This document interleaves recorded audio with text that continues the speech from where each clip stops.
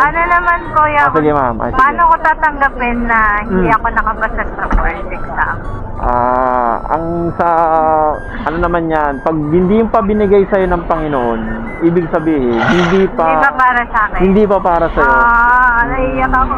Kasi possible na baka lalo mo siyang makalimutan una, tsaka mas ikabubuti mo yan. Maniwala ka sa hindi, ikabubuti mo yan. Eh kung maipasa mo yon, tapos mapupunta ka pala sa boss na alam mo yun, aalilain ka or something, inilayo ka lang ni God sa possible na mas malaking abala para sa'yo.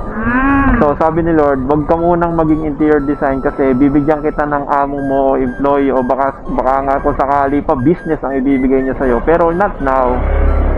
Sabi niya sa Isaiah 60:22, when the time is right, the Lord will make it happen. Okay. Hindi ka din